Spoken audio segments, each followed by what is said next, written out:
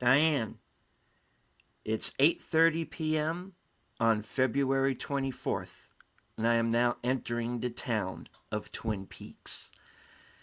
I will be meeting the superfans on the corner of Sparkwood and 21, and I do believe I see them before me now. Last call, Troy Pacelli. Good evening. It's good to see all of you. And of course, Flappy's number one fan, aged boomer. Roof, roof, roof, roof, roof, roof, roof. I'm sorry, I'm thinking of the cells when they were in the cells in the last episode. And of course, last but certainly not least, Troy's much better half. Mm-hmm. The reason why I know you're all truly watching Netters Network. Good evening. And be nice, boys. I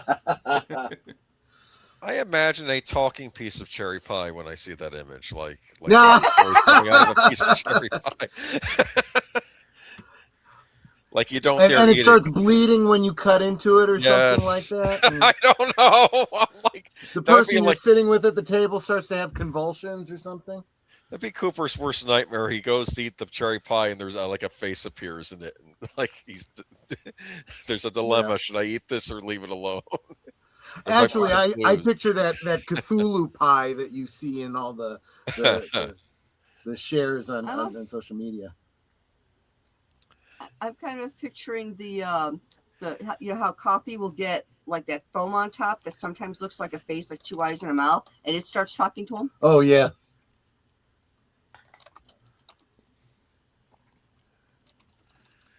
Yeah. All right. Well, I would like to say hello very quickly to everybody currently following along on X. I can't see you, but I know that you're there. I also want to say hello to a few people who've joined us here in the live chat. FKHC 2005, sometimes known as Tim. Channel member JPRPH1. Friend of the channel, Enigma Severus. Daniel Berry Sports Highlights. Faithful Blue Wrench channel member, The Bird Woman of YouTube. Watch out for her channel, Fluff Chick Productions. It's Connie Cleary. Andrea Black in house. And YouTube Police, aka Belt Loop. Good to see you, sir.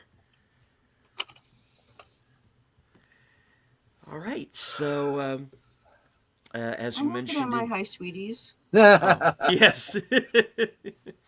Saying hi to everybody in the chat. Cool. Right on.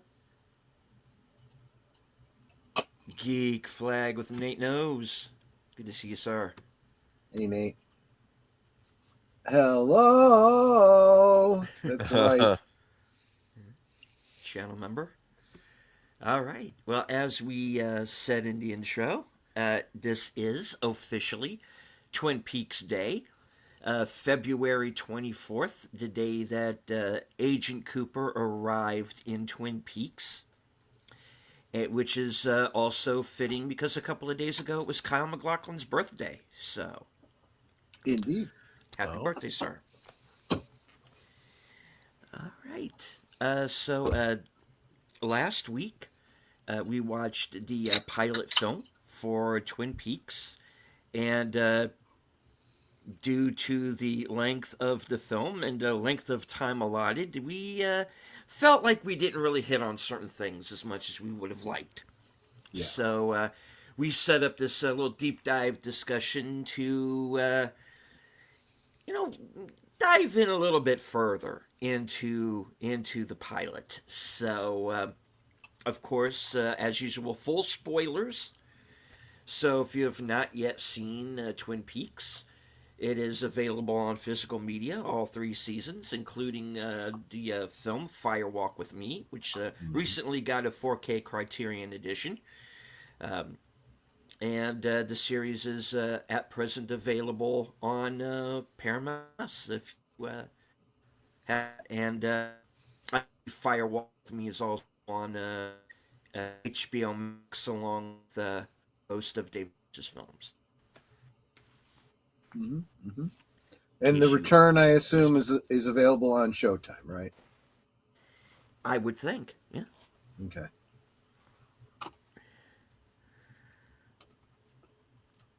So yeah, and that does get us to just a reminder. Not only our spoilers incoming, but we are going through this at this point, assuming that everyone has seen Twin Peaks, because we all last year watched. Well, it actually goes back farther than last year, doesn't it?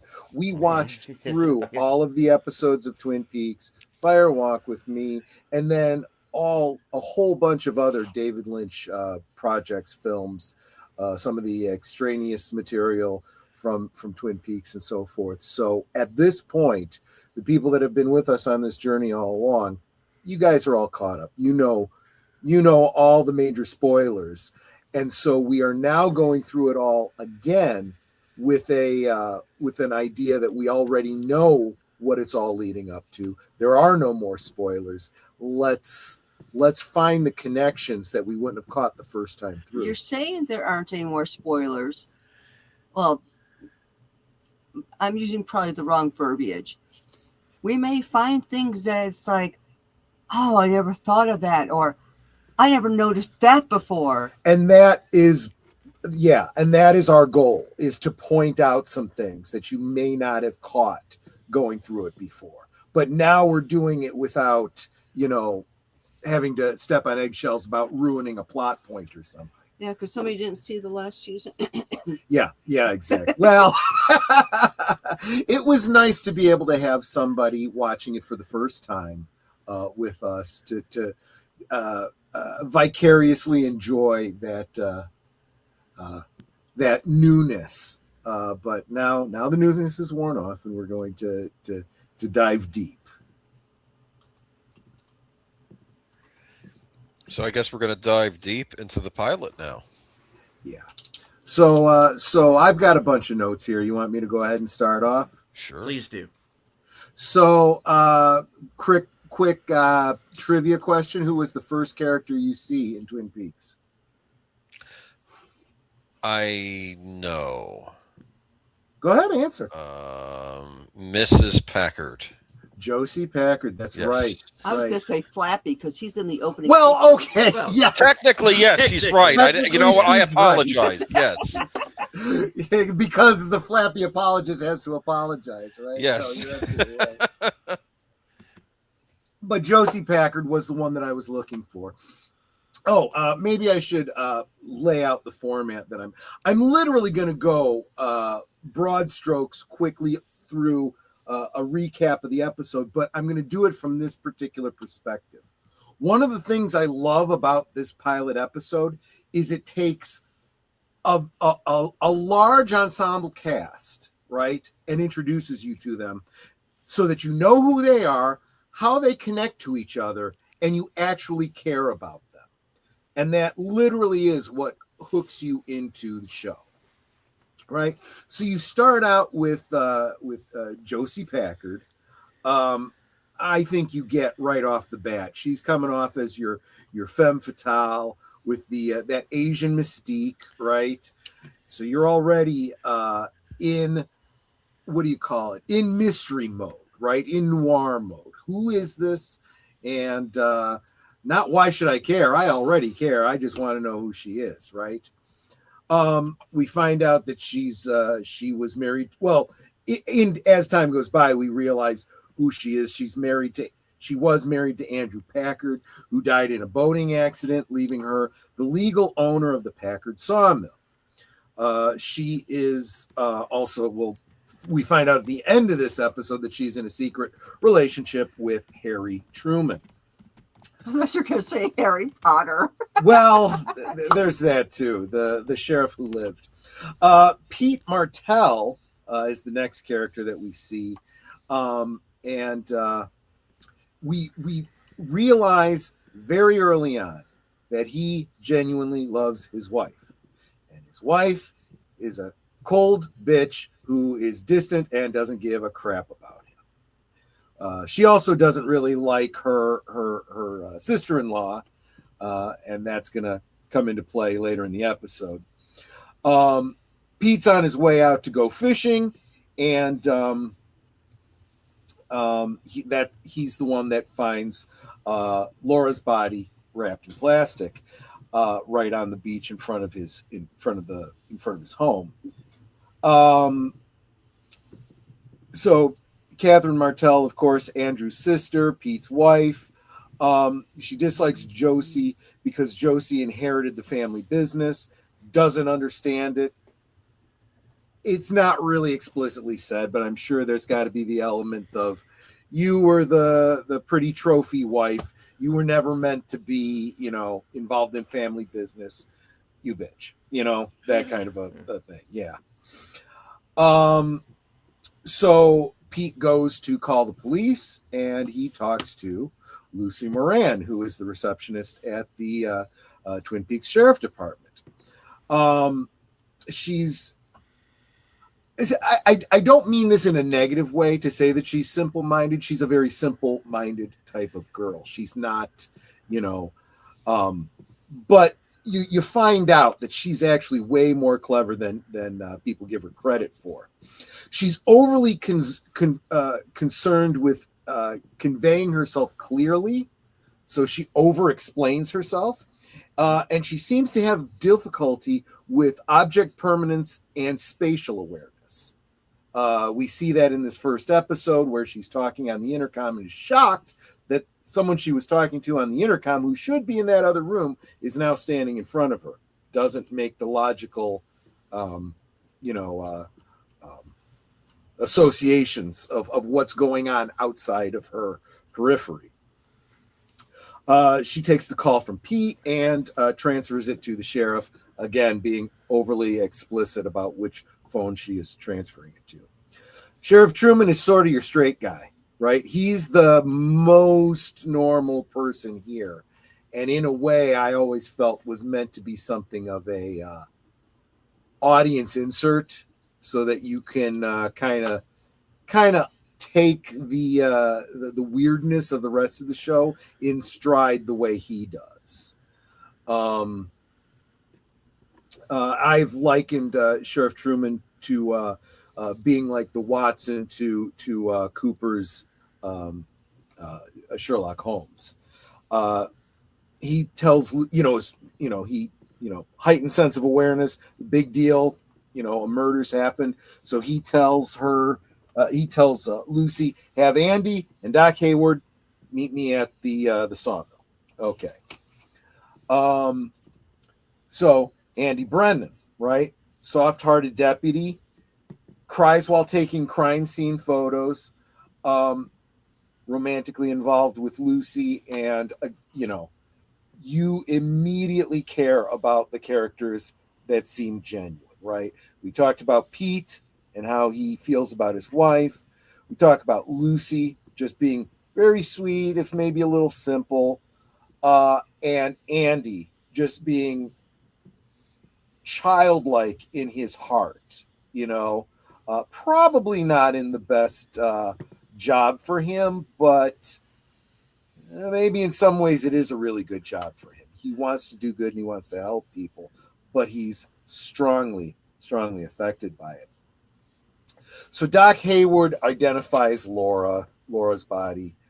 He's the town doctor. He delivered Laura, and he happens to be the father of Laura's best friend, Donna. We'll get to her in a minute. We next see Sarah Palmer at home, very upset, very nervous. She had gone to check on Laura to wake her up, as she always does, because Laura oversleeps. Time to get up, go to school. Her bed hasn't been slept in. I don't know where she is. So she immediately calls the parents of Laura's boyfriend, her boyfriend being Bobby Briggs, and talks to his mother, Betty. Says he already left for football practice. But Sarah clearly knows that something's wrong. Sarah is your typical mom who is keyed into what's going on with her kids. And even when she doesn't know exactly what's going on, she knows something's wrong. So-and-so wasn't where, she was supposed to be, so on and so forth. So, of course, she's going to be nervous. Then we're introduced to Audrey Horne. Spoiled rich girl wearing very unfortunately Lolita sexy outfit with saddle shoes, and she is chauffeured to school from her father's hotel, the Great Northern.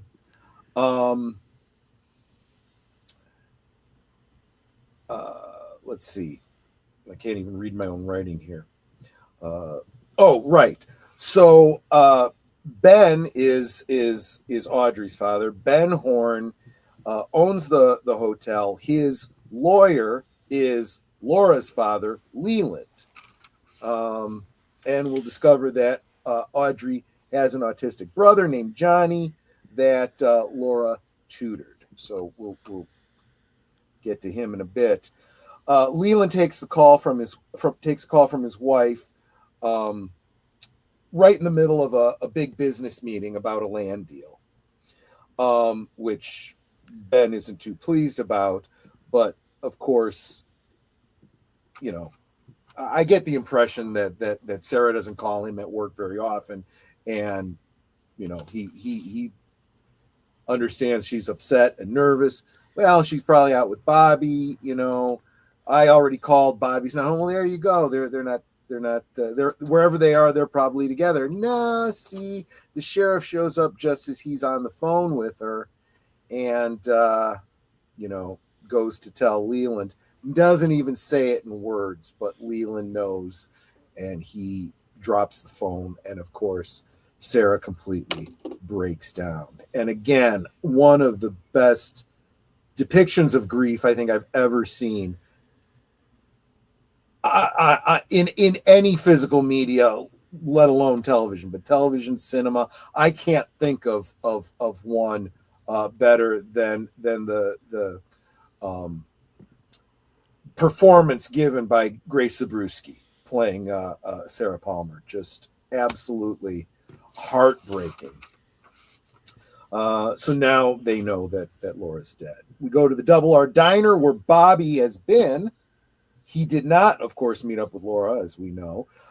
He skipped football practice to get a cup of coffee because he must just be really, really excited about the coffee from the Double R Diner. And since he just happens to be there, he just happens to have skipped football practice for this awesome cup of coffee. He offers to give the waitress, Shelley, a ride home. And of course, they get a very knowing look from the owner of the diner, Norma, because she knows that they're seeing each other. And there's Bobby says, "Huh?" Oh, and there's a German waitress. Sorry. Yes, the German waitress is late because she was having a good time with her man. So that doesn't really play a lot into the story, but it is a slice of life detail, because obviously it's the whole working in shifts, right? The one is getting off as the other one is. Well, I didn't mean that to be a double entendre, but I guess it was when the other one is showing up. Anyway, so yes, we established that Shelley is seeing Bobby. So Bobby was cheating on Laura, but we also find out that Shelley is cheating on her husband, Leo, who is a truck driver. A psycho truck driver. A psycho truck driver who couldn't possibly be home. Everything's great because he called me from Butte, Montana, and oh wait, he's actually home, which I never really made the association until last week that she talks to him in Butte, Montana, and suddenly he's there, and that freaks her out. Exactly the same way that Lucy was freaked out when she, is talking on the intercom, and then suddenly the person she's talking to is standing in front of her. You know, again, the spatial awareness kind of concept, assuming that someone is where they say they will be when they're talking on. And she actually believed that Leo was where he said he was going to be. Right. It's like she learned a very valuable lesson, right? It's there. like, Yeah, how long absolutely. you been married to this jerk, and you actually believe him? Well, right. We're not really clear how long they've been married, but yeah, exactly. But oh yeah, go ahead. Well, I always got the idea, and stop me if I'm out of line here, that she's basically in the same age range at this point as the high schoolers, right? Bobby, Laura, right? She's about Which there. Maybe implies a to me year that older, maybe, but I don't know. I kind of, because maybe they explained this and I just have missed it all these years. I always took it as she quit school to take the job. I would have to double check the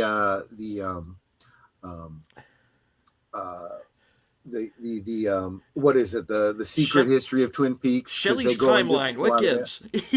Shelley's timeline. They do go into that, but you are right. I actually was under the impression that she was about a year older. Remember, this is a class of '89, so these kids are all in their senior year. So I figured that Shelley was actually the year. I know. I'm just previous. I was also kind of halfway joking about the fact that there may be a little bit too old to be playing the character. Oh, they're all too old to be playing. They all are actually, which is a very, very good thing, because we are dealing with what would be some very uncomfortable underage situations here. Yeah. That, you know. Yeah. I don't know though. I argue that good-looking people look young, and maybe not so good-looking people look older than they are, right? So you might have a point there. Yeah. Well, it does come down to evolutionarily what we consider to be attractive and what we find endearing, and that comes down to a concept called neoteny, or having an affinity for youthful appearances, and that is partly an evolutionary trait. Why? Because we want the mature members of our species to care for the younger ones, because we literally have a biology that requires care, or you can't just plop out a baby and let it start foraging for food on its own. It will die. We are a nurturing society, or we need a society. We need nurturing in order to survive as a species. So that is built into our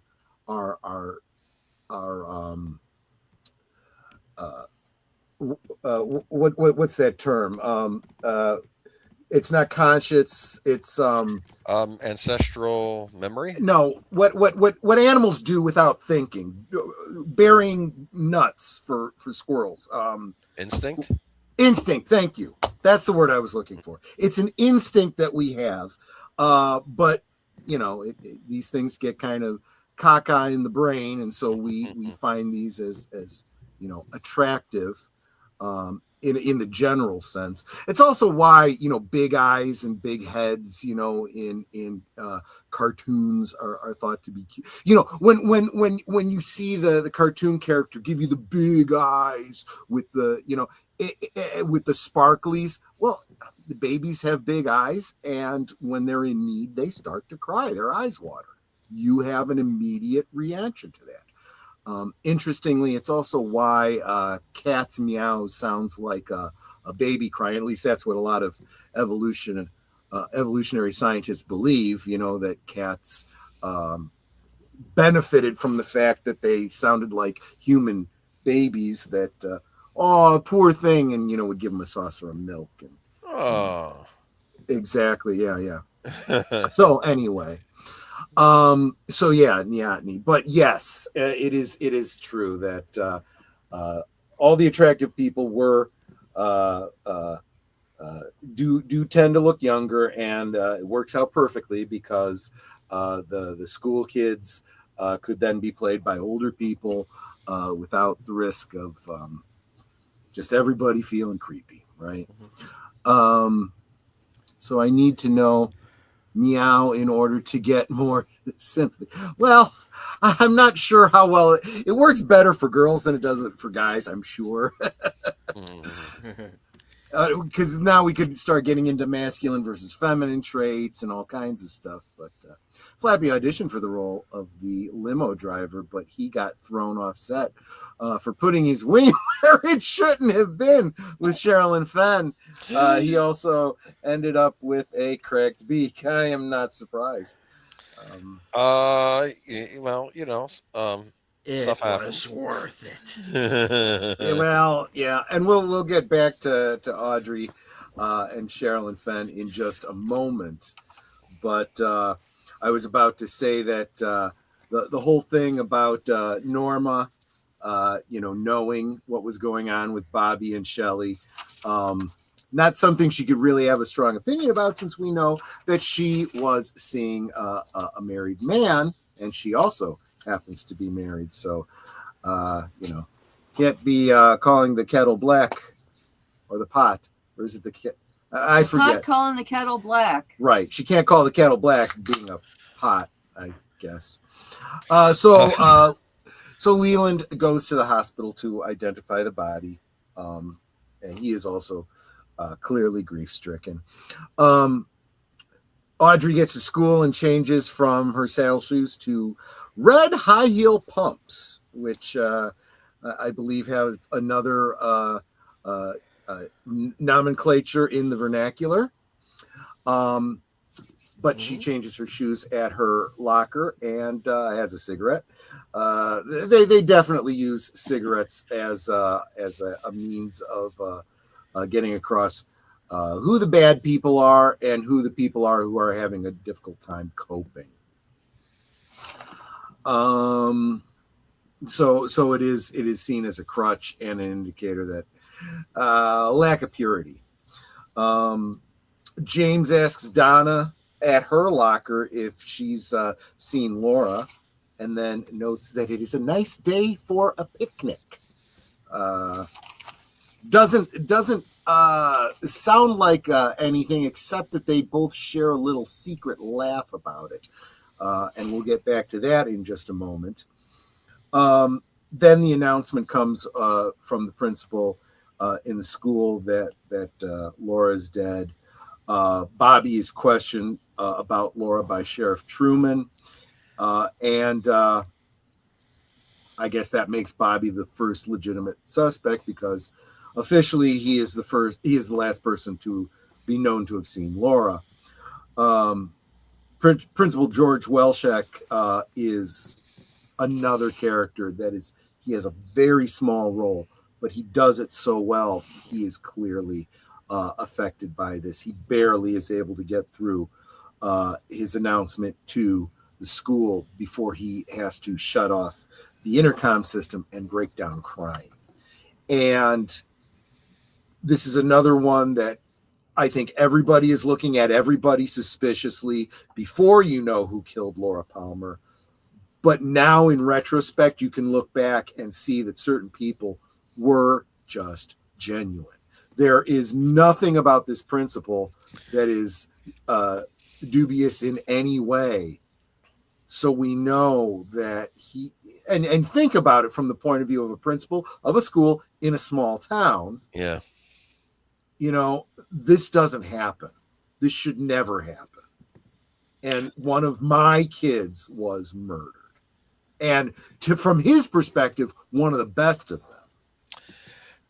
I feel like in small towns, though, you always have the story of the kids that were drinking too much, and then they get into the horrible car accident on prom night or some other homecoming or something like that, and that's always a thing, but not a murder usually. Yeah. Yeah, exactly. And even in those circumstances, you go, what a terrible tragedy. They were such good kids. They made one bad mistake one night because, they peer weren't pressure. Yeah. Well, peer pressure, or, they'd been good all this time and they wanted to cut loose and not fully understanding the consequences. But right. It happens. But, yeah. So, and, let's see. And of course, we also see the reaction that Donna, Audrey, and James are having, and they're all very different. Donna and James clearly look worried when they see that Laura's not there. When the announcement comes in, Donna just loses it. She's quickly surrounded by her close group of friends. And James is very much your James Dean type, very stoic, but it's very clear that he's upset as well. Just before the announcement, you see outside some girl just taking off across the school lawn and screaming. Yeah. And it's like, who's that and why is she screaming? We never find out who that girl is or what her connection to Laura might have been. Yeah, my theory on that, well, I mean, from a larger standpoint, she never comes up again, so there doesn't seem to be any major role for her in the story. I always assumed that she was one of the student volunteers working in the principal's office, because you always had one or two kids. Yeah, I was an office aide. Yeah. And she found out about it before anyone else in the class did, had a strong emotional reaction, and went a little kasha goo goo, Ah, yes.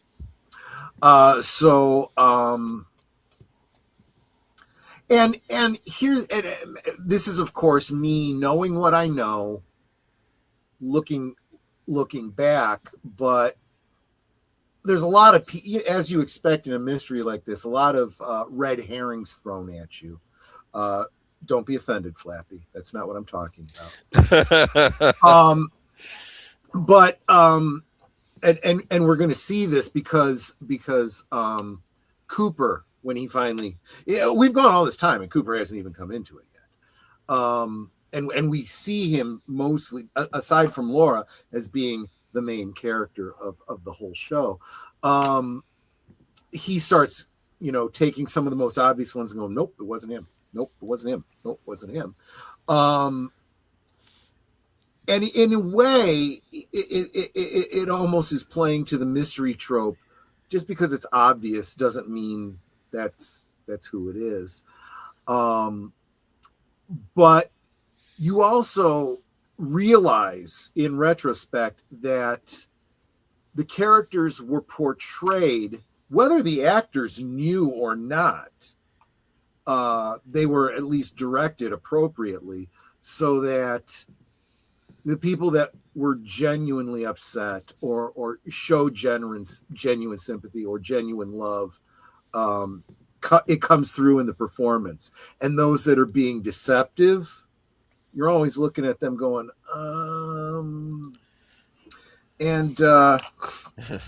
we're going to get to that in just a second. But first, the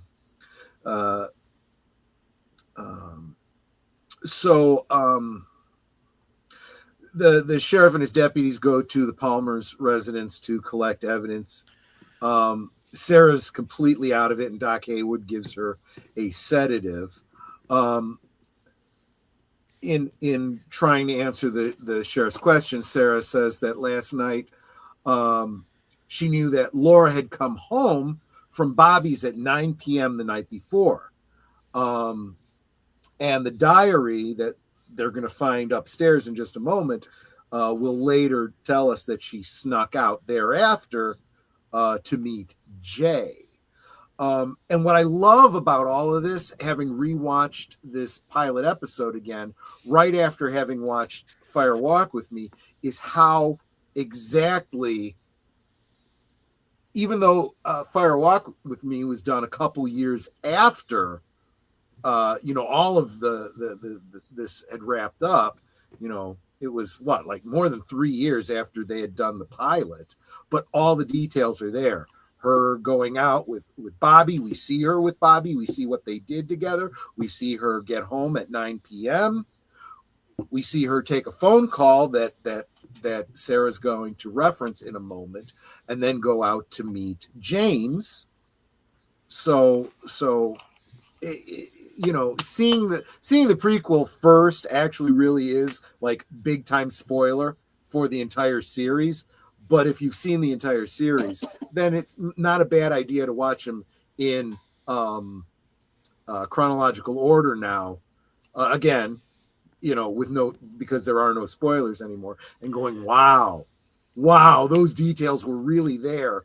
Yep. 3-4 years earlier when they did this. It's brilliant.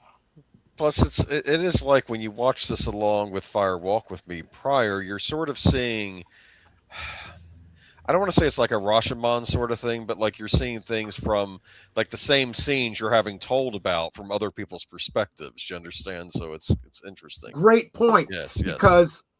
Because you never know how reliable a witness that person is who's talking about things, after the fact that we didn't witness as an audience. Right. But then when we witness it as an audience, we're like, wow, they were being very honest, It also, and sometimes if it doesn't match up, you realize why, either because they're hiding something or because they misunderstood the circumstance they were in. They were an unreliable witness because they were seeing it from their perspective. We saw it more objectively, and we know they weren't lying. They were just wrong. You know what I'm saying? Mm-hmm. Yeah. So then Sarah has a reaction to hearing the sounds of the deputies upstairs going through Laura's room, and it's very violently fearful. Plus, they also make a point to show you the ceiling fan is still on, which she has come to associate consciously or unconsciously with something bad going on. Hey, Jamie Lynn, good to see you. Yep. Hello. So that reaction is a little bit telling, especially for those of us that know all of the circumstances. And then when she starts to calm down, this sadness creeps in again, and she says, "Yeah, I know it wasn't Laura. It didn't sound like her. It wasn't her sounds." And anybody who lives with somebody knows, especially more than one person, what the sound of someone's footsteps sounds like.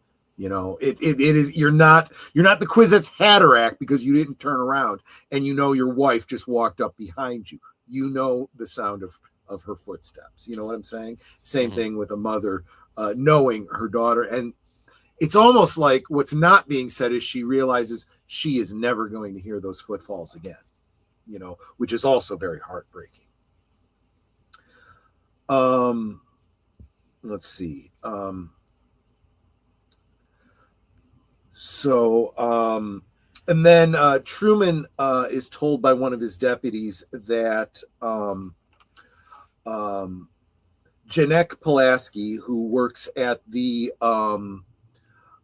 sawmill, called into the sheriff's department to report that his daughter Ronette did not come home last night. So yeah.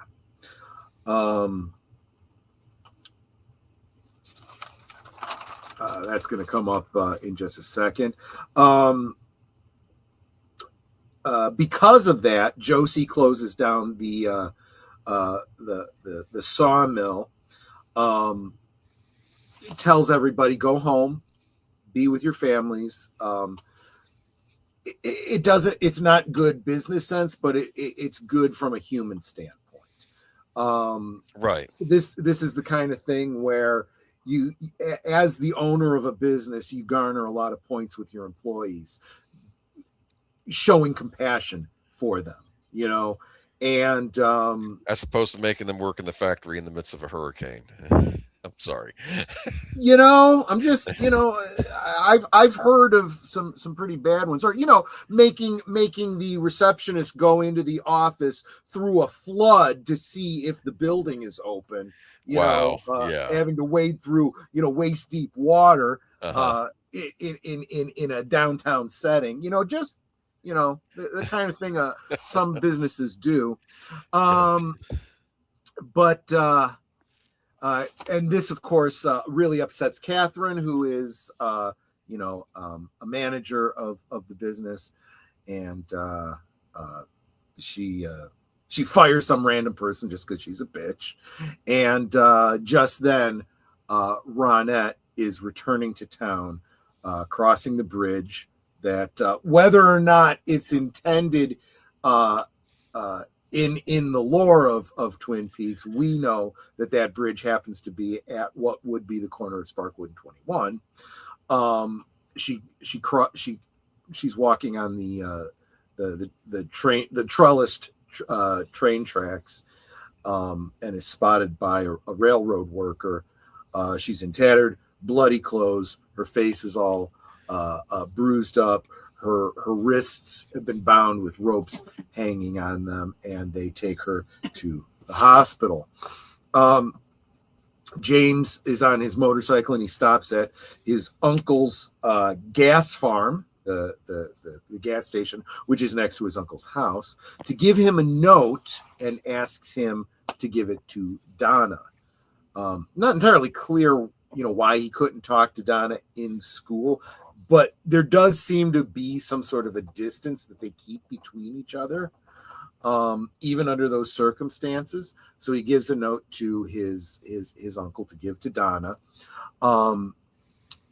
Ed's wife, Nadine, is fixated on him putting up some drapes in the front room before nightfall. One of her unique distinguishing features is an eye patch over one eye, which is not explained for a very long time, but eventually we find out that it was an accident that Ed feels responsible for, and it's partly why he's still with her and feels like he has to take care of her. And at this point, finally, whom we consider to be the main character enters the story. Dale Cooper enters Twin Peaks finally. As a matter of fact, do I still have it up? I don't know if I do or not. I have too many browser windows open. There it is. Diane, 7:30 a.m., February 24th, entering the town of Twin Peaks, 5 miles south of the Canadian border, 12 miles west of the state line. Never seen so many trees in my life. As W.C. Fields would say, I'd rather be here than Philadelphia. It's 54 degrees on a slightly overcast day. Weatherman said rain. If you could get paid that kind of money for being wrong 60% of the time, it would beat working. Mileage is 79,345. Gauge is on reserve. I'm riding on fumes here. I've got to tank up when I get into town. Remind me to tell you how much that is. Lunch was $6.31 at the Lamplighter Inn. That's on Highway 2 near Lewis Fork. That was a tuna fish sandwich on whole wheat, a slice of cherry pie, and a cup of coffee. Damn good food. Diane, if you ever get up that way, that cherry pie is worth the stop. I love that because it establishes, and then he gets into what he's going to do when he gets into town. And interestingly, does everything he says he's going to do in the course of the rest of the episode. You get the impression that Diane is someone back at the field office that he has to report his expenditures to for reimbursement and so forth.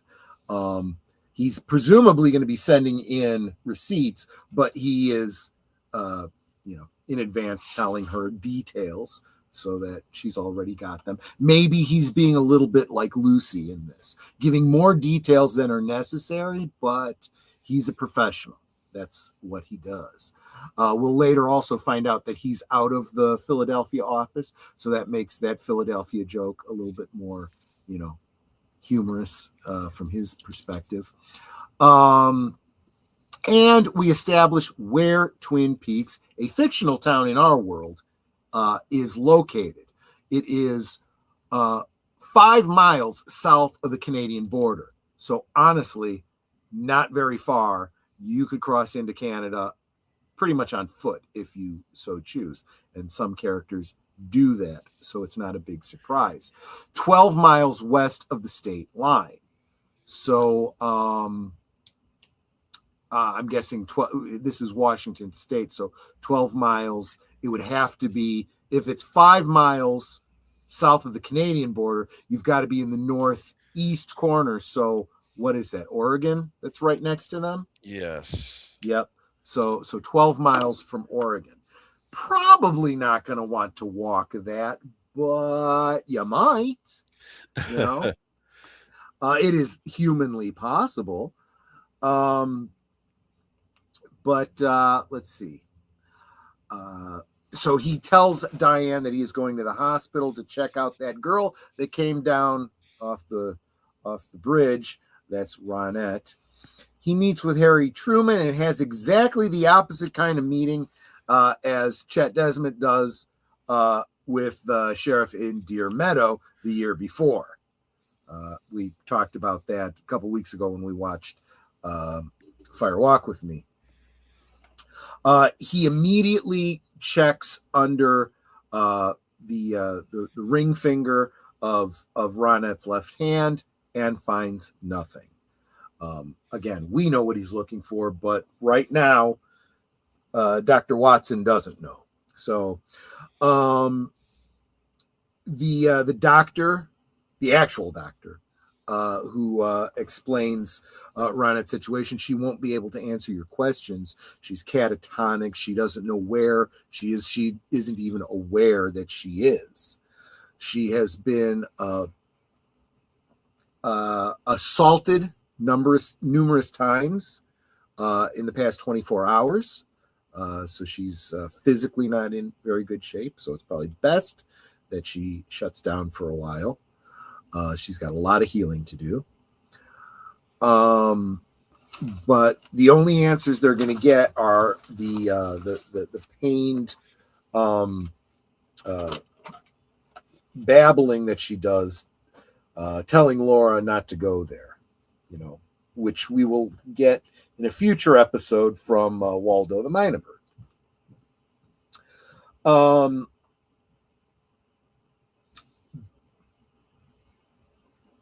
So then we meet Dr. Jacoby. And when I said that people's reactions, you could tell when they're genuine and when they're not, Dr. Jacoby is probably the only person that we have seen in this whole episode who seems pleasantly happy. He's almost giddy. And this is why I speculated, knowing this character and knowing his relationship with Laura, he must have been stoned. He was frickin' stoned. That there is no clear evidence to that in the episode, but I think he was smoking some of the wacky tobacco. He doesn't strike me as the type. He absolutely is. He absolutely is. He talks about it extensively in the Secret History and the Final Dossier. Yeah. You know, he was doing some stuff in the 60s too, probably, right? They get really, he was on drugs. Yes, he absolutely was. He absolutely was. My notes, I'm going to quote my notes. Dr. Jacoby, FFS. He seems way too happy. He must be high. Now, this is key. He admits to treating a minor without her parents' knowledge. He's a psychiatrist. That is a huge, red flag sort of a thing. I would argue that this makes him suspect number 2, especially because as soon as they leave Jacoby,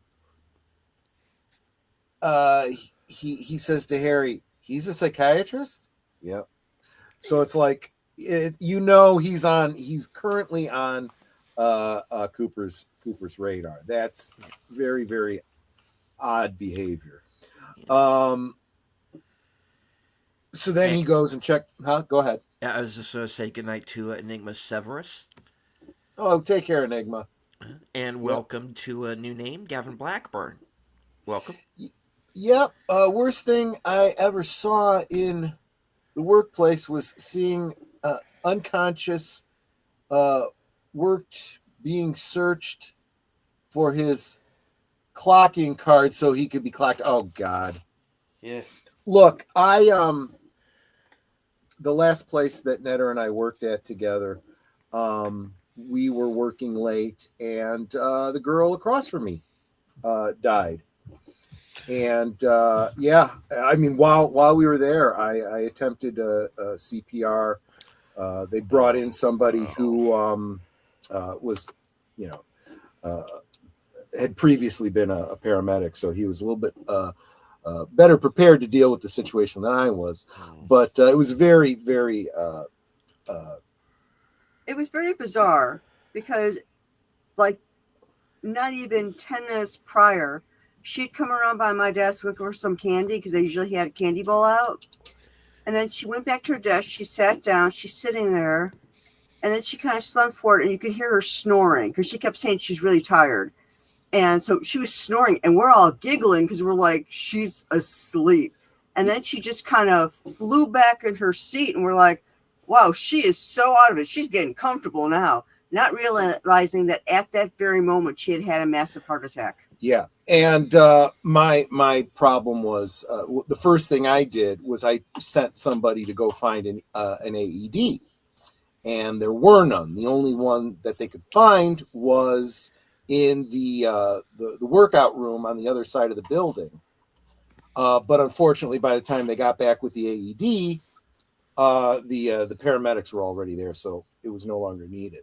So I raised a big stink about the fact that there are no AEDs in the office. Might have made a difference, you know. Or at security, Or where at you would security. expect one to be. Yeah, exactly. So, but anyway, I digress. But I don't even remember how we got. Oh yeah, it was Gavin referencing that. Big Al's dropping in late, but he wanted to. He got his laptop back at 8:30 this evening. That is good. Right on. I'm assuming everything is working since you're able to comment here. So, congratulations on that. Anyway, so Big Ed gives Donna the note, telling her to meet James at 9:30 at the Roadhouse. Her boyfriend Mike, who is on the football team with Bobby, shows up to pick her up, and she doesn't want to go with him, and he's very abusive, and he gets sent off by Big Ed because, hey, this is my place of business. Get out of here, Good for him. Yeah, because he's just being a complete jerk. But that's going to come back later on. Coop and Harry open the diary, which was locked. They didn't have the key, so bing, they just pop it open. You get the thing about the last entry was nervous about meeting Jay tonight. That's, James. And from Fire Walk With Me, we know that it's not nervous like, a puppy love kind of situation or she's intimidated or something. She knows she's saying goodbye to him. That's why she's nervous. Maybe nervous isn't even the right word, right? But how else is she gonna convey it? She can't even really fully communicate what she's trying to say. She was more open about things in her secret diary that they did not find or have not yet found. She was much more guarded and coded in this diary that they're looking at. We'll get back to the secret diary later on. They also find a dime bag with a key. And of course, we know that the bag will test positive for cocaine. The key opens a safe deposit box. Andy is going to take pictures at the crime scene. They've found the crime scene, and he becomes upset. He calls Lucy crying, but he asks her to tell the sheriff that he didn't cry. I think that's kind of sad, but sweet. Bobby is now being interrogated by Cooper. Cooper knows early on that Bobby didn't do it. He passes a note to the sheriff, and the sheriff is like, He was our primary suspect. You've already ruled him out. The hell, you know? I like Uh, that though. Yeah, It shows us he's smart, I think. yeah, yeah. Yeah. Yeah. Well, and this goes back to, I'm going to take you back to I believe this is one of the missing pieces that we looked at. Correct me if I'm wrong, Stephen, but I don't think this was in the original Fire Walk with Me, where Cooper is having a conversation with what's his name? Sam? No, Ferrer. Oh, What's his name? Albert. Albert, right, is having a conversation with Albert, and he's doing the whole like profiler thing, but it almost comes off more as almost a supernatural knowledge. Yeah. Could go either way given the nature of this story. And he's explaining, you know, what Laura's doing right now and what she looks like and how old she is and that she does drugs. You know, he knows all these things about her, even though he hasn't, the murder hasn't happened yet. And, Right. you know, he hasn't been called in on it yet, you know. Because it is almost like this, it does come off like psychic ability. You know, Yeah. he is seeing all of these things in dreams, but at the same time, knowing what we now know, especially after season 3, Mm-hmm. are they dreams or are they memories? Good point. That is actually an excellent point. Yeah, especially after the last episode, especially since we're seeing Fire Walk with Me as a prequel after we've seen season 2, and we start to get some of that timey-wiminess, right? Because you have Annie Blackburn, you know, in Laura's dream or in her bed or whatever. You know, I'm with the good Dale in the lodge, you know, write it in your diary, you know. So we know that time travel thing is happening. It doesn't, and then of course you also have the arm saying, you know, is this present or is this past, you know. So you're absolutely right. It could very well be that after you get to that point in the second season, the last episode, there can be echoes of the future and the past now throughout the timeline. And sure, those absolutely could manifest as dreams, which does give more rationale to Cooper's methods, right? Trying to tap into the whole, you know, Buddhist dream, you know, awareness kind of a thing. We'll see that in the next episode when he's trying to remember his dream by pitching stones at an object. But was I right? Was that one of the missing pieces, or was that in the original? It was a missing Firework. pieces. Yeah. Okay, yeah. So there you go. Let's see. Okay, so and then Bobby's getting interrogated by Coop. Coop says, yeah, he didn't do it, but he basically wants to let him go.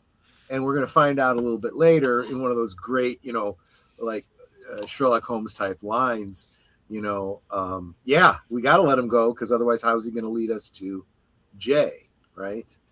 But you honestly see. I'm going to jump ahead. I'm going to actually jump out of I was actually going in order, but as soon as he gets out of interrogation, Bobby goes to talk to Mike, and he says, you know, there's some biker that we're going to bust his head, and his name starts with J. And then he turns and he looks and he realizes that Lucy can hear what he's saying. So he's like, quiet. They get out of there. So Lucy types down everything they were saying, goes to share it with Cooper, and Cooper already knows. He's somebody that starts with the letter J, and he rides a bike. Yeah, how did you know?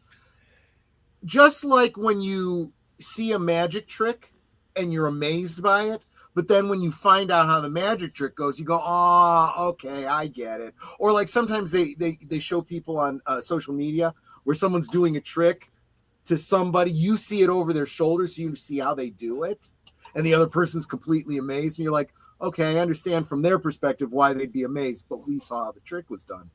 In retrospect, we know how the trick was done because we know that Cooper is looking for someone that starts with J.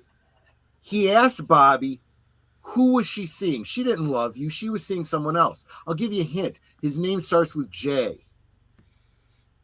And the bike thing, he looks real close at Laura's eye and he sees the same thing that Cooper did, the bike that's reflected in her eye. So that's how the trick was done. That's not a big whoo, you know. But it also shows, like I said, even though he didn't need her to tell her that, Lucy is clever. She's paying attention, and you know, I mean, she acts like an airhead, but she's sharper than she's letting on. yeah, absolutely. So, so then we have, oh, right, and again, that videotape that we saw was Laura and Donna at a picnic. So we know that Laura and Donna were at a picnic. We know that James took that video.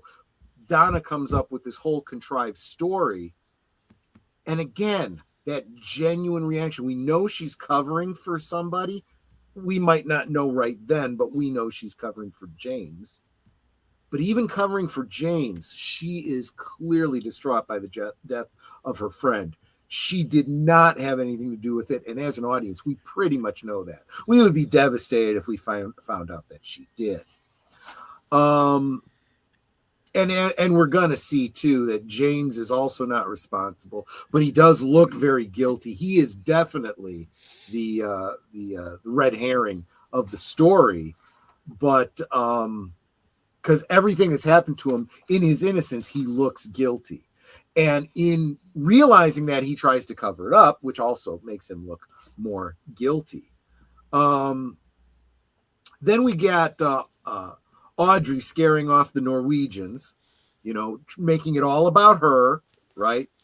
We talked about how that's so much like, you know, prima donnas on social media. Something horrible happened, but look at me and how it affects me. Like I'm, you know, more important than, you know, the person it actually happened to and the people directly, influenced by it. Like I said, Donna covers for James. Okay, so then we get the lowdown on where the crime happened. They find the railroad car, ball peen hammer, blood, fire walk with me, and a little hill of dirt with half of a pendant on it, half of a heart, right? Mm-hmm. And we saw this exact scene in Fire Walk with Me, and we have seen that little pile with the object on it in Fire Walk with Me as well, but the year earlier, underneath the trailer that Chet Desmond goes to check out, and instead of being the locket, it is the ring. So this idea of jewelry being some sort of a totem or something connected, you know, plays itself out repeatedly. And we also see that James is at the overlook where we see that he has the other half of that heart. They go to open up the safe deposit box, and inside the safe deposit box is Flesh World magazine with a picture of Ronette Pulaski and, probably related, a picture of Leo's truck. Although I'm not sure that Cooper and Truman pick up on that. They're focused on the connection to Ronette Pulaski and $10,000. We know that $10,000 is from the drug deal that we saw, you know, a few days before when Bobby killed the sheriff's deputy from Deer Meadow. Leo doesn't want to hear about the murder on the news. We know now that he was directly involved, not with the murder specifically, but in the events that led up to her murder. So he wants to distance himself from it. And he also shows what an abusive asshole he is. And how he threatens to kill his wife if she smokes cigarettes other than her own brand. So we know that she's kind of trapped in a relationship she wants out of. So you almost kind of understand her, taking up with Bobby. Nadine calls to meet with Ed at the Roadhouse. Again, he's, we're setting up people to be all in the same place at the same time. Margaret Lanterman, the log lady, is introduced, turning on and off the lights to bring everyone to order at a town meeting where Cooper explains about a previous murder of what was her name? The one that was killed the year earlier. Teresa Banks. Right, Teresa Banks, and how this may be a serial killing. That Laura was the second victim that they know of, and he believes Ronette would have been the third. Interestingly, we know that is a mistake. We know he's wrong about that. That Bob had the opportunity to kill her and didn't seem to care about her. Kind of pushed her out of the train car because he was focused on the whole situation with Laura. That was a bigger fish he had to fry there. And there was no, I can't use that word on YouTube. What people do with their pets when they take them to have their hair cut? Wow, we're now this is where we are. Rhymes with that. Yeah, rhymes with that. It's the replacement words. Yeah, exactly. No, verboten. Okay. So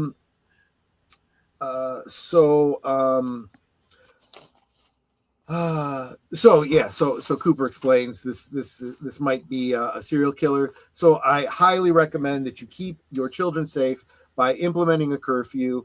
They don't go out after 9:00. But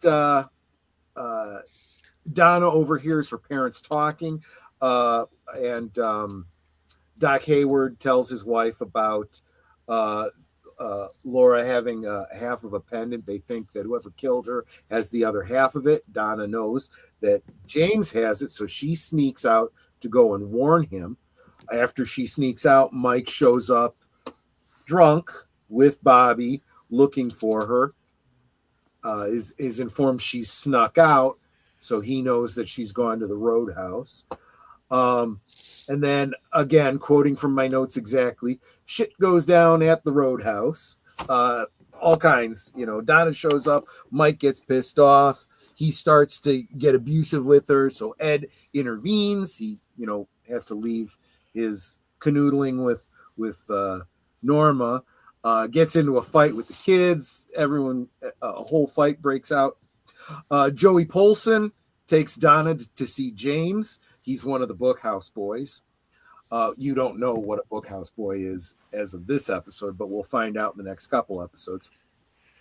They talk about the night before, their own respective perspectives of the events of the night before that we saw in Fire Walk with Me, where he gives a very accurate depiction of what he experienced. She seemed like Laura again,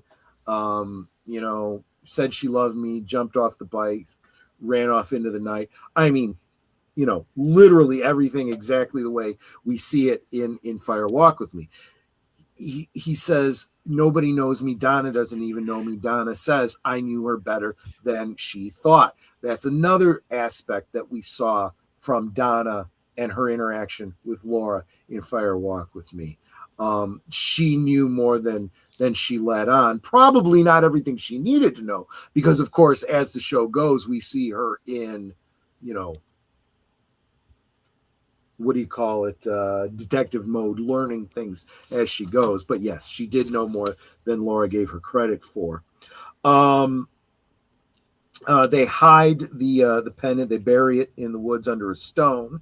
And James is immediately brought into the police station. He's put in lockup overnight. Of course, Bobby and Mike are already there because of the fight. As you alluded to at the beginning of the show, they start barking at him like dogs. Yeah. Because they're stupid. Yeah, because they're dumb kids. No, it's like the alpha dog thing, you know? Yeah, and you get the Alpha. impression that James is not buying it. He's ready to rip their heads off too. I would have loved to have seen them go at it right there, like just open I the know. cell doors and see what happens. And Harry goes to see Josie. So boom, we get the big reveal that, there's another affair going on we don't know about. And that prompts Catherine to call Benjamin Horn. We'll find out more about what that's all about. Now, cuts to Sarah having a memory or whatever and sitting up and screaming. But as I noted last week, it was edited with the scene of somebody with a gloved hand picking up the pendant and taking it. Someone that we know can't be Donna or James because they've been taken back to the police station. Someone is picking it up. And it's edited in such a way that it looks like Sarah is having a vision of somebody taking that pendant. I don't believe that's the case. Because, and I'm jumping ahead, she is going to explain that she remembered seeing someone in Laura's room and she had a vision of Bob. And that's what she's remembering and that's what she's screaming about. She has no idea about what's going on in the woods with the pendant. That's just my take. Anyway, thank you for giving me most of the show to recap the whole episode, but in so doing, allowing me to make a lot of the connections that I wanted to make at the time, and I kind of got lost with and didn't get around to.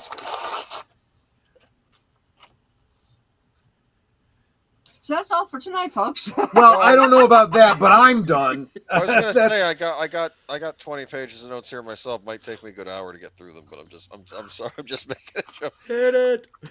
No, I think you touched on a lot of what we were thinking of, and I made a point that it was weird how well this complements Fire Walk, because it's almost like you're seeing the aftermath, but at the same time also sort of like other people's interpretation of events, or maybe they're exactly the same. So it's like an echo. It's almost like, you know what it is? It feels like an echo of what we just saw in Fire Walk. Like this is the echo of the events that happened there.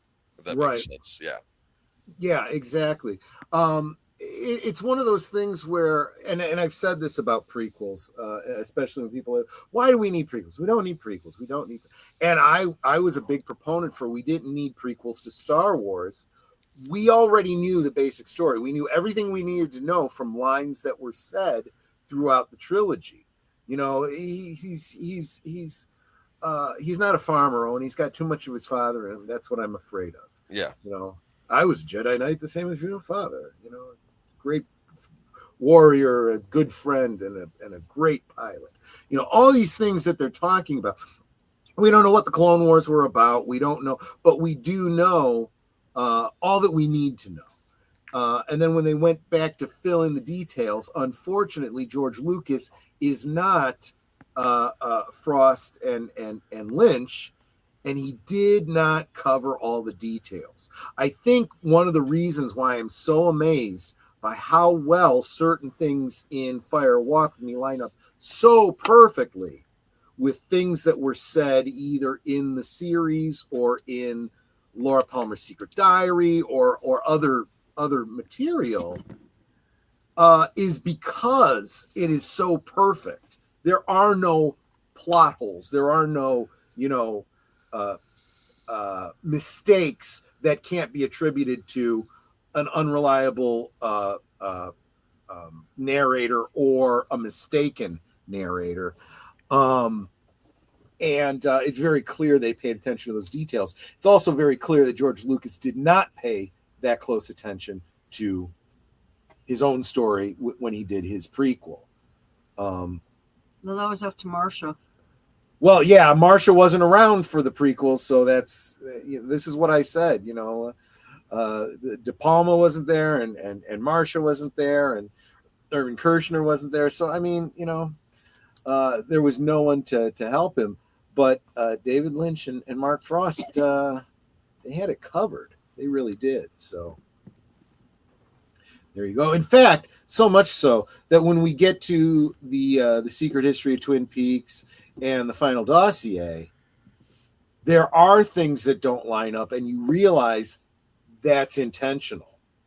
So Mark Frost had to be aware of the details in order to purposely put things in that didn't match up.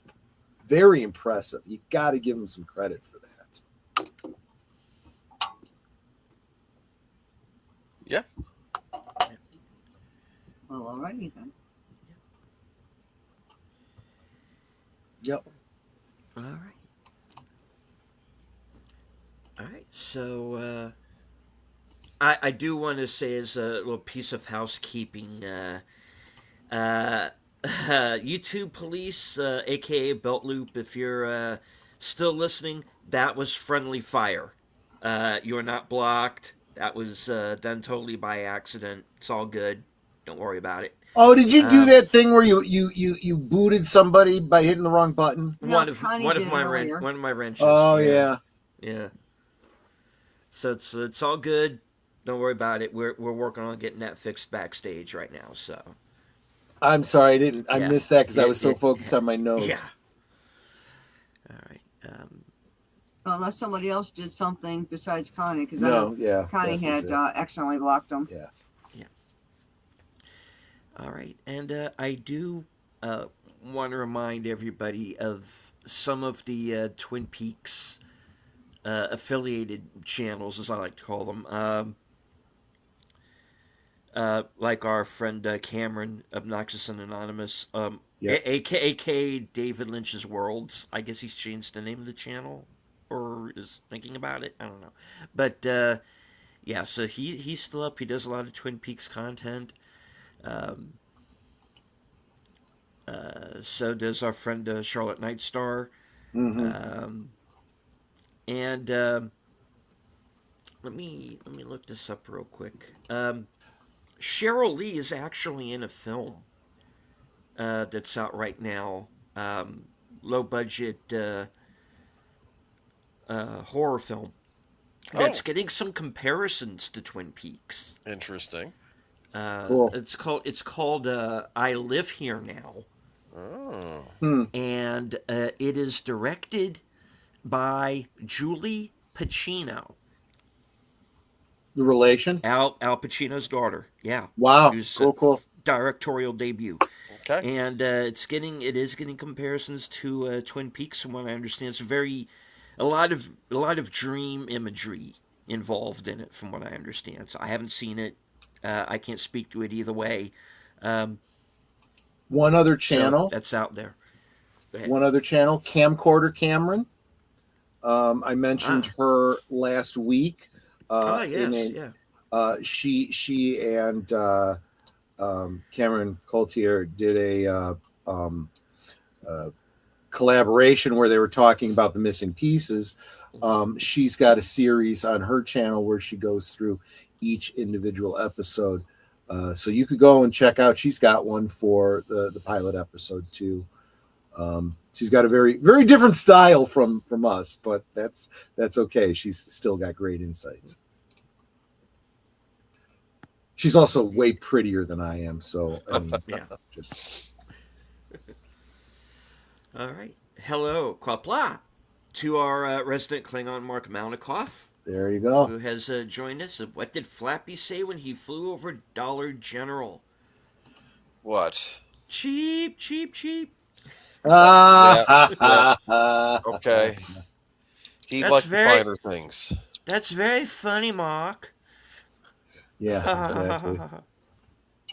He was a Whole Anyway, Foods how's your bird. sex life? Anyway, Oh, hey, sorry. Mark.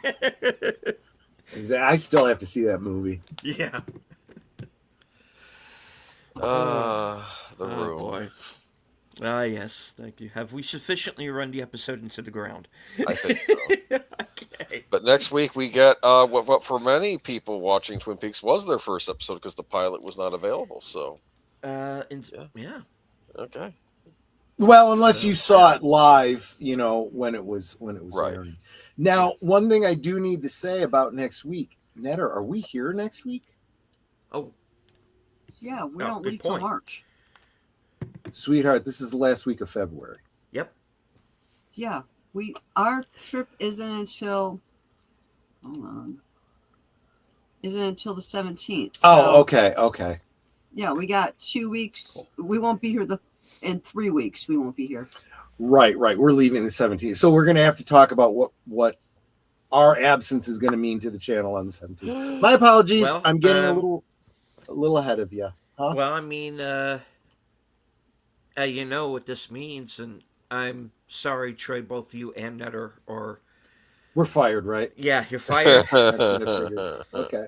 Clean out your desks, and But I work from home. Yeah, exactly. But no, we do need to clean out our desks. No. It's all right. We do have to get Troy and Netter out of here because there's a particular program coming up here in a That's few minutes right. that I know I certainly don't want to get in the way of. So we're going to go one time around the horn here. Netter, what do you have coming up? I might have a guest on Thursday. Oh, Just trying to work out the logistics. If they can't make it this week, they will definitely be coming up, be a guest in upcoming Thursday. Let's see. Saturday is not me. It's Big L. So we'll be over on Big L's channel for whichever movie that is, which I don't remember. Johnny Dangerously. Oh, right. Yep. Which I consider to be the Weird Al Yankovic parody. Right. And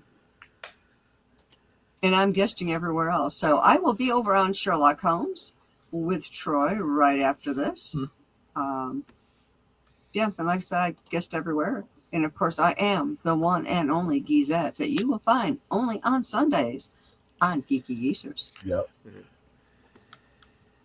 And Mark says security will escort you out. All right. Troy. I am security. Yeah, exactly. Oh, right. Well, you can escort yourself Convenient, isn't it? Yeah, Right. exactly. So, like she said, right after this, we will be watching the return of Sherlock Holmes, the second stain. That'll be on my channel. Come on by, and especially if you're a Sherlock Holmes fan. This Saturday, last call with Troy Pacelli and H. Boomer and Netter's Network. We are having a very special episode with a very special guest, a very special subject matter expert on The Incredible Hulk. We're going to be talking the TV show, the movies, cartoons, comic books, and especially toys as we welcome back Tony Roberts of Analog Toys this Yay. Friday night. This Friday night. Well, for him, it'll be Saturday morning. So while we're drinking, whatever adult beverages we're having, maybe he'll be having mimosas in Australia. I don't know, something. But so that's what I've got coming up this week. All right. Boomer. Nothing. I'll be on the last call this Friday for the Hulk stream and joining for Geeky Geezers on Sunday. Well, unfortunately, we have some more celebrity deaths to talk about, but we'll get to that on Sunday. Yeah. Including. Yeah, did you get the one I including sent you? Yes. A rather Yes. sad one earlier tonight. Yeah. So. Okay. Yeah. It's funny because I am literally looking at his face behind Netter's back. Yeah. Up there in yellow. Oh, yeah. Yeah. Yeah. Yeah, it's just a coincidence, but it's still kind of sad. Yeah. But And anyway. hello to me and my monkey, Mark Ruffalo. Yes, he is a monkey. There you go. Yeah. All Oh right. gosh, he just Uh, he's the gift that keeps on taking. I yes, swear. he is. All right. Well. Speaking of swearing, Yeah. Right. that's going to be coming up here in a moment. All right. Yeah. Well, of course, I'll be in the chat over on Sherlock Holmes. Of course, let's see. Thursday, I will be joining Outlaw Bill for action theater. This week's movie is Apocalypto. We are going to do Apocalypto this week, guys. Um, Apocalypto, that'll be at 4:30. 11 p.m. right after Geeky Geezers. Sorry, not I did it again. Damn it. Thursday things will be my program coming attractions. Where you get to find out what I will be up to next week, up to and including my appearance on Films with Friends with Al Troy and Netter for Johnny Dangerously. Sunday, I'll be joining Outlaw Bill for Western Cinema Presents, and this week's movie is a spaghetti western from 1966 called Arizona Colt, which actually looks pretty good. I've seen a few minutes out of it. It might be a fun one, guys. So join us for that. Now And I want spaghetti. yeah, I can make some. I know, right? yeah, We got plenty of pasta. I know. right. And let's see. Later on that night, 8 p.m. Unscripted. Episode 141, which I'm going to entitle In a Manner of Speaking.